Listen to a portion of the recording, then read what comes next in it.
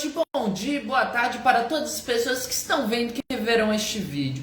Eu sou o Grilo Falante, se preferir Nicolas Catalani Zamboni Kikebus, e eu não fiz vídeos há um mês, né, mais ou menos, deve ter sido isso, porque, enfim, primeiro teve a aula de campo, né, durante toda a semana, né.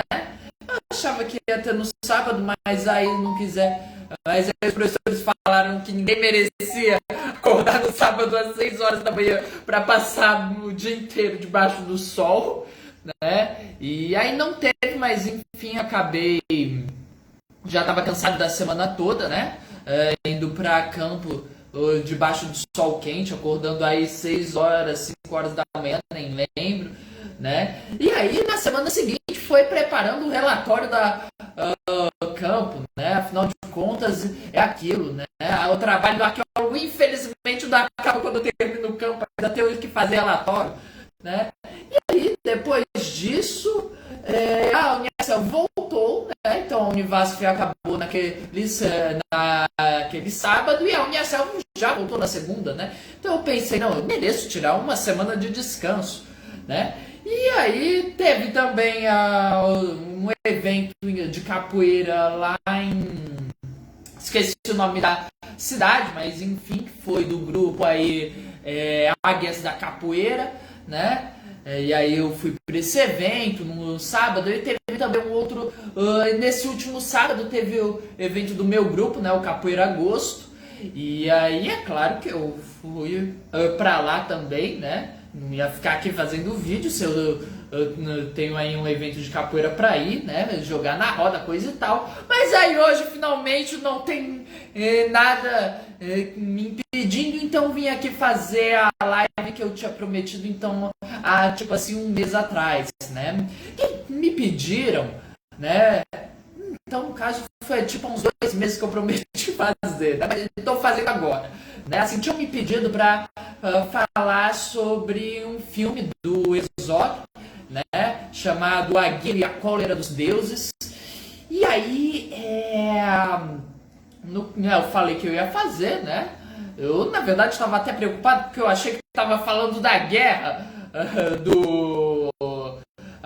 contra a guerra, né? E aí eu ia ter que fazer uma pesquisa enorme para saber para entender o filme historicamente falando, né? Mas não, esse filme não fala sobre a guerra contra a guerra, né? Mas fala sobre uma expedição, né? Fracassada na tentativa de encontrar a cidade de Eldorado. E aí, apesar de fugir bastante do foco do meu canal, né? Porque afinal de contas o meu canal é sobre a história da capoeira, a história do Brasil contextualizada na história da capoeira, né? Não é uma história américo-espanhola, né? Uma história no máximo américo-portuguesa, né? Apesar de fugir muito, na verdade tem bastante coisa que dá para falar desse filme, falando da realidade brasileira, né? Então assim, fugindo totalmente do momento histórico que a gente estava trabalhando, que era a questão do pós-guerra, né?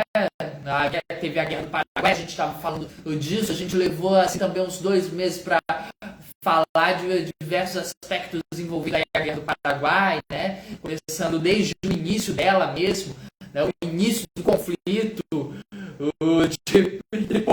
entre Brasil e Argentina, para entender, primeiro de tudo, por que existe o Uruguai, depois de tudo, para entender o porquê que existe o Paraguai e por que o Brasil e a Argentina se uniram contra o coitado do Paraguai, né?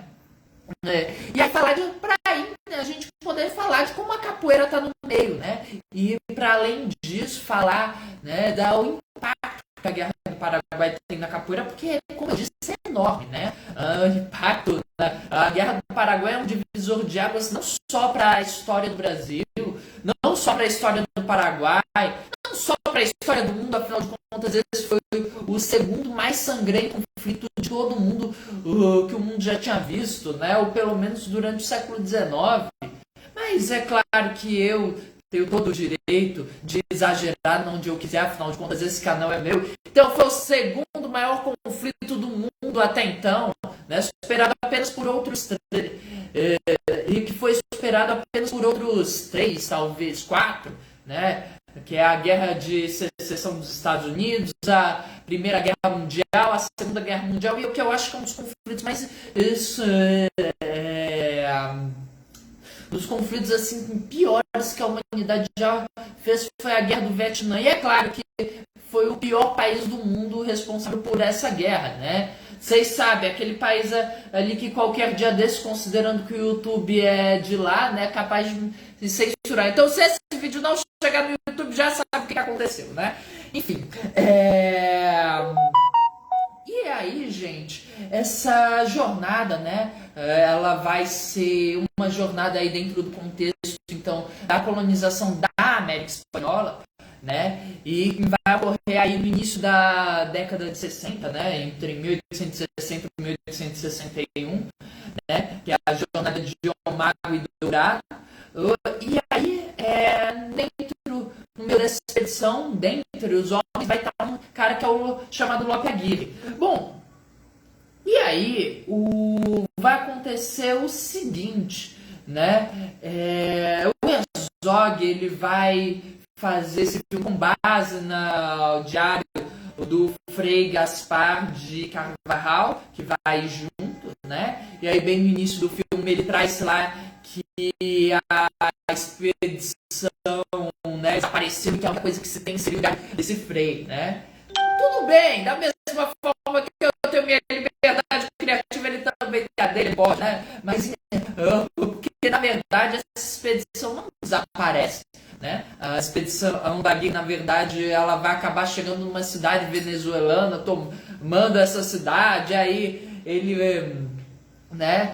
E aí vai ter umas trocas de carta com o rei, mas aí ele vai acabar não dando muito certo para ele vai ser esquartejado, morto, né? E vai ter as partes dele espalhadas, que era a política, né? Não só da Espanha, mas de Portugal também, né? Só lembrar do Tiradentes, coitado, que foi esquartejado, né? O único coitado, o único que foi morto, né? Da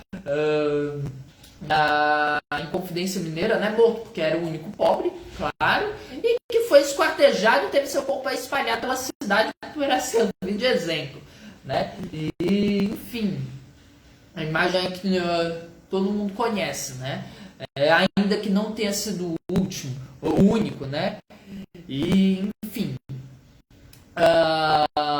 o que eu tava falando? Sim, aí no caso, né,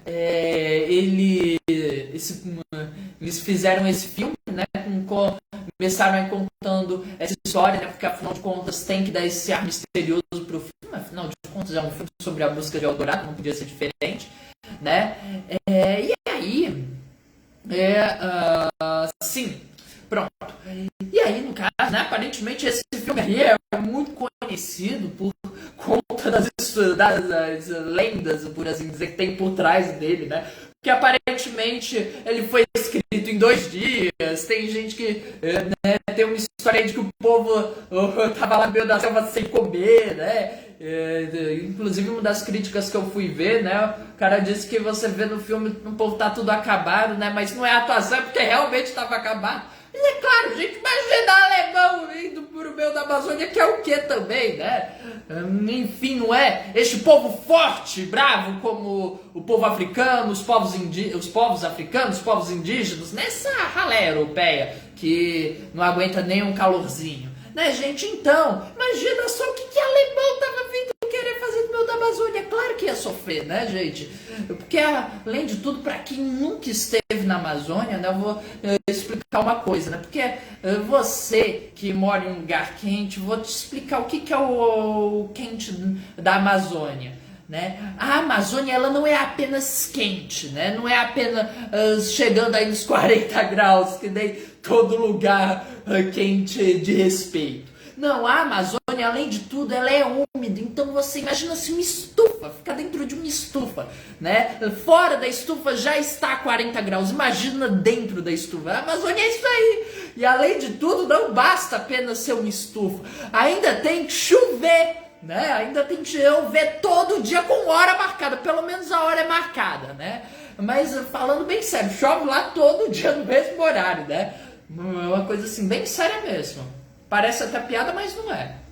E aí, exatamente, a carne é de panela de pressão, né? E aí, gente, o que acontece? Então, aí o povo tudo estressado, né? E aparentemente o Herzog, né, não é assim um cara muito comum, né? E nem o cara que foi escolhido para ser o protagonista do filme, né? Assim, pelo que eu vi, são duas pessoas bem explosivas, né? E aí, aparentemente, no meio do filme, o protagonista aí, que eu não lembro o nome, né? Mas é uma coisa com F, com I, né? Ele decidiu sair no meio do filme que não tava mais aguentando que ir embora, e aí o Herzog pegou a arma dele e ameaçou matar e depois se suicidar. Né? Então, assim, não era assim, gente muito normal, né? Pelo visto. Né? Apesar de que acho que a minha mãe, por exemplo, se daria muito bem com eles, né? Acho que o que estava faltando era botar minha mãe no meio, que aí o negócio teria sido mais calmo, né? Porque pensa na pessoa irritada, né? Irritável também, além de irritada, ela é irritável, né? Então, gente, enfim, aí o que eu sei do filme é mais ou menos isso, né? Que aí então é um dos grandes marcos aí do novo cinema alemão, né? Que é um filme da década de 70, acho que 72, né? E para aqueles que não sabem, né? O Brasil também teve um movimento do cinema novo, né? Um dos filmes é um que eu adoro, que é o Deus e o Diabo na Terra do Sol, que tem a ver com capoeira, né? Para aqueles que não sabem, tem aquela música, né? Que eu pelo menos comecei a ouvir aqui em São Raimundo, né? Mas que é aquela música que é assim, deixa eu lembrar como é que era. O negócio é que me fugiu da cabeça aqui, como é que era? O sertão vai virar mar e o mar vai virar sertão, né? Não tem a música que é assim, eu só que não tô lembrando do começo, né? E aí depois eu implanto cana, eu corto cana, 15 dias, cresceu mais, né? Tem essa música, não tem? Pronto, é desse filme aí, Deus e o Diabo na Terra do Sol. Pronto, lembrei, se entrega, Corisco. Se entrega, Corisco. Eu não me entrego não, que eu não sou um passarinho pra viver numa prisão. Dizem que o mundo anda errado. Esse mundo é de Deus, não é do homem nem do diabo. E o sertão vai virar mar e o mar vai virar sertão. Eu planto cana, eu corto cana, 15 dias cresceu mais. Pronto, essa música é desse filme aí. Enfim, voltando aqui, né? Então vai ter essa expedição, né? Em busca aí de Eldorado. E aí vai ser enviado em um determinado momento, porque a coisa não estava dando certo, afinal de contas, a gente está falando de europeus, e europeus não resistem ao calor, né? Esse calorzinho de leve de 40 graus, né? Não, é uma raça assim, inferior da humanidade, então não estão acostumados a climas extremos, né? E então os europeus não estavam lá, os espanhóis não estavam se aguentando fazer essa passagem, né? Porque além de tudo não basta ser europeu, além de tudo eram mestiços, afinal de contas a Espanha esteve, não sei, acho mais de 100 anos aí sob domínio dos mouros, né? Ou seja, os africanos árabes do norte da África, né? Então além de tudo era mestiço, né? Enfim, gente, aí o que acontece é o seguinte, né? Então não tava aguentando, né? Não tava dando muito certo, decidiram mandar uma pequena expedição para, né, averiguar como é que tava mais pra frente. Aí eles montam uns barcos improvisados, né? Só que aí navegar no meio do Rio Amazonas com uma jogadinha não dá certo, né, gente? Isso aí é óbvio, né?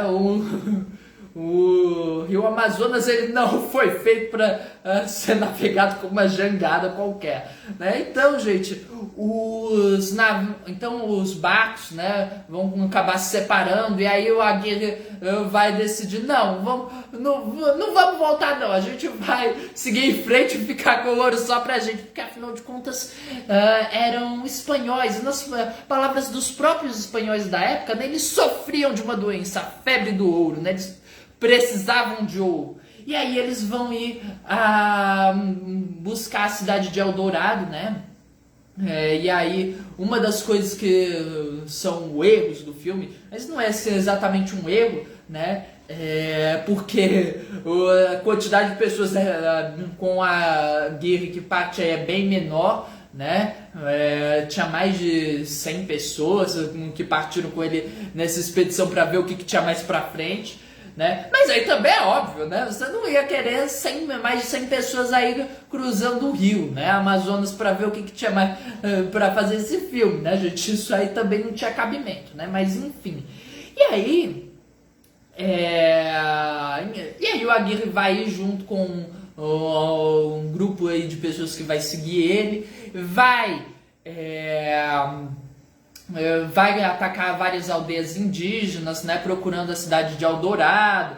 Aí são aquelas histórias, encontra alguém com uma coisa de ouro, pergunta onde fica a cidade de Eldorado, né? E aí aponta para qualquer lugar, eles vão seguindo, né? Gente, tem essas histórias aí que geralmente o povo conta de Eldorado, né? Aí também tem uma história de que eles levavam com eles um negro, né?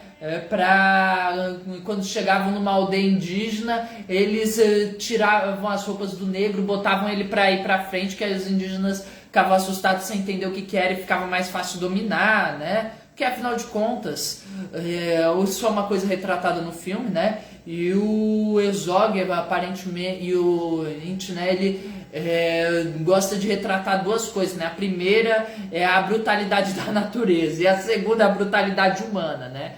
E esse filme ele faz muito bem isso de retratar as duas coisas, né? E no caso específico aí para questão dos humanos, né? Isso é uma coisa que eu achei muito legal, né? Uma ideia que ele teve que foi muito legal foi isso, de mostrar que os europeus que vieram para cá colonizar não eram heróis, né? Era gente, o pior tipo de gente que você podia encontrar, né? Era assassino, era torturador, né? Que veio pra cá por conta de uma única coisa, ambição, né? Cobiça, né? E que não estava preparado para o que encontrar, né? Era gente ignorante, acima de tudo ignorante, né? Que achava que sabia. E o Facebook está desconectado. Não sei porquê, mas vamos ver aqui se... Vamos ver aqui se coisar a internet do celular ajuda.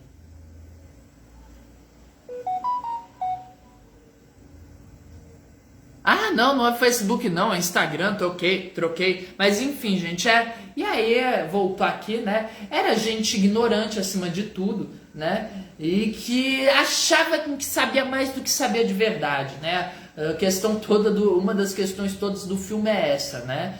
E isso era uma realidade, né? Porque os europeus não teriam sobrevivido às Américas, né? Não teriam dominado se não fosse a ajuda dos indígenas, inclusive. É só lembrar aquela história, né?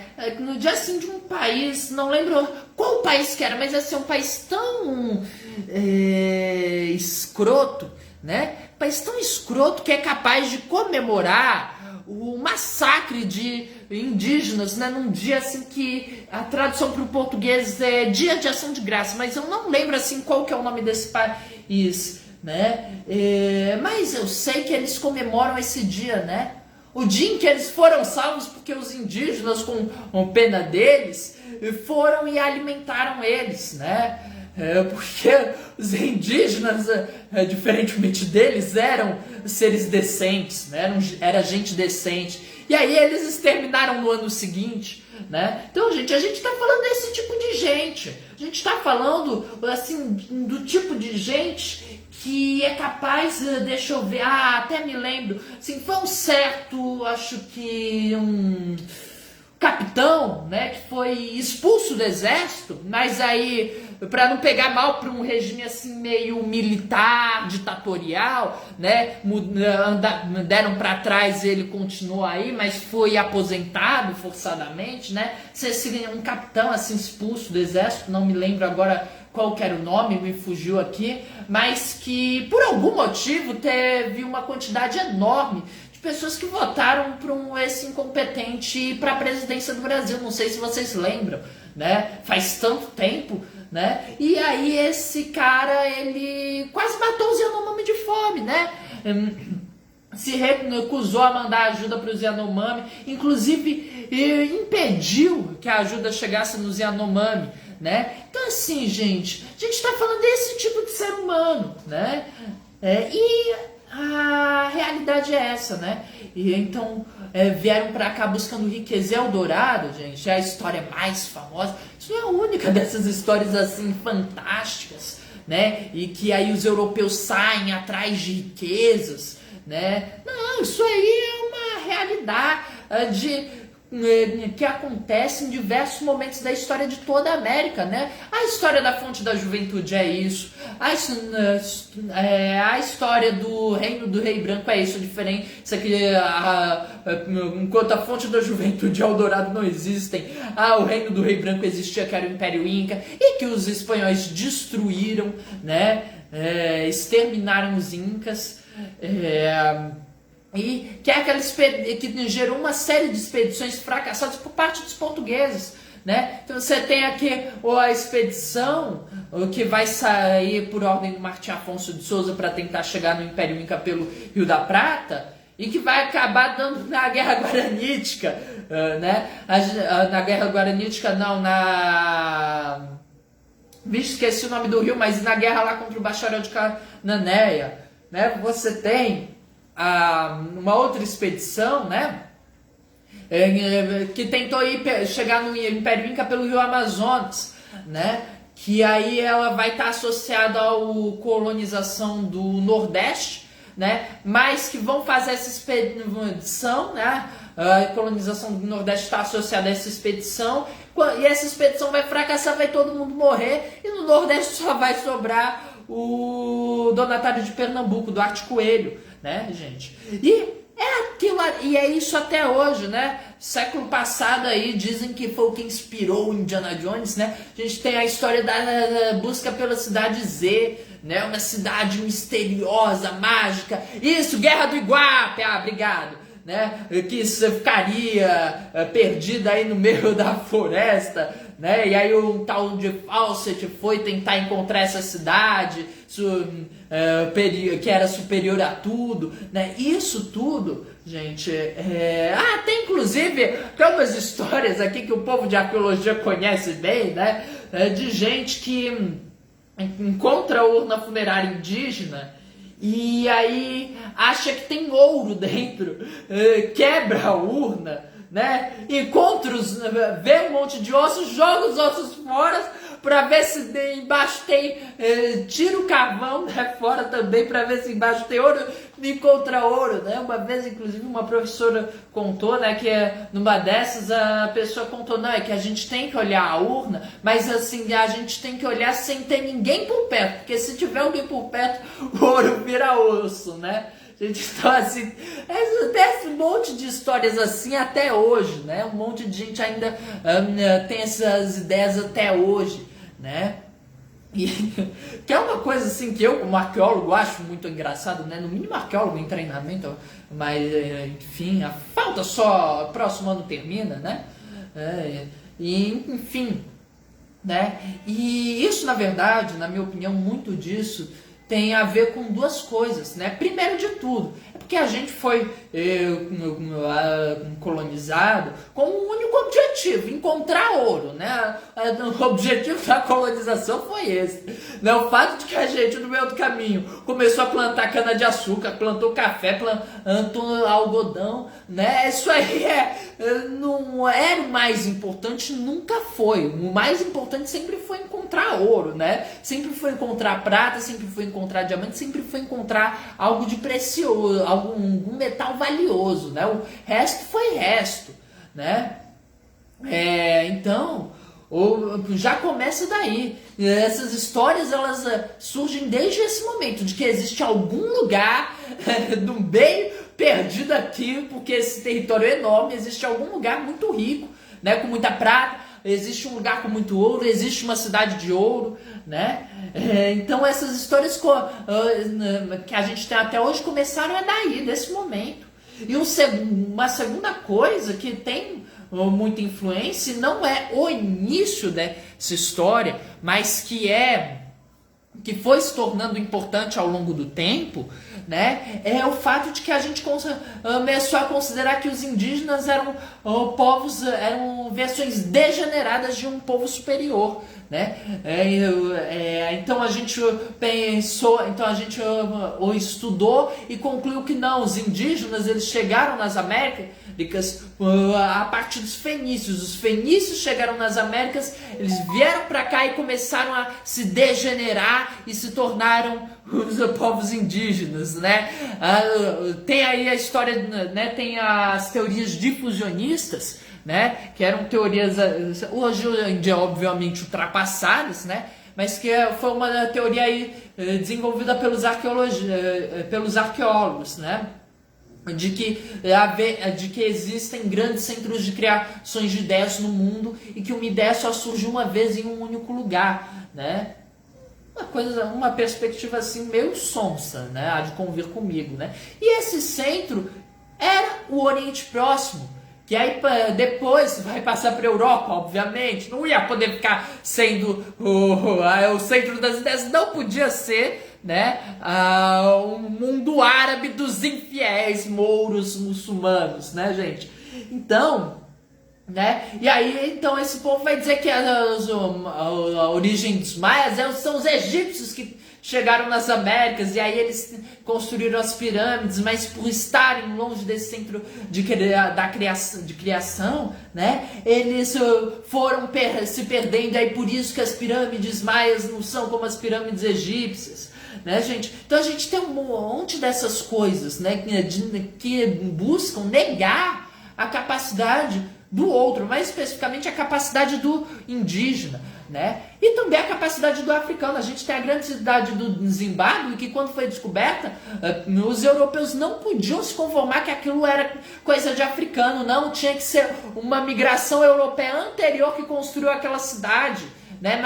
E eles se perderam, né? Não podia ser coisa de africano. Então, gente, a gente tem muito disso dentro da mente, né? Que vem sendo colocada na nossa cabeça desde criança. Não é à toa que tem um caso de um certo empresário que disse que filmou alguns indígenas, né? Postou esse vídeo sem dar direito autoral e nem nada, né? E aí, quando foi processado, ele perguntou: por que eu tenho que pagar alguma coisa para usar a imagem deles, pedir autorização para usar a imagem deles, se eu não preciso pedir para onça, para macaco, para arara, né? Ou seja, na perspectiva dele, índio não é gente, índio é bicho, né? Então, a gente tem um monte de coisas assim, né? E essa história, né? É um exemplo disso, né? E que é aquilo, né? Para encerrar esse vídeo, uma outra coisa que eu quero trazer aqui, né? É uma coisa que ninguém para pensar, mas que muita dessa imagem do indígena que a gente tem, né? Essa imagem preconceituosa, essa imagem racista, né?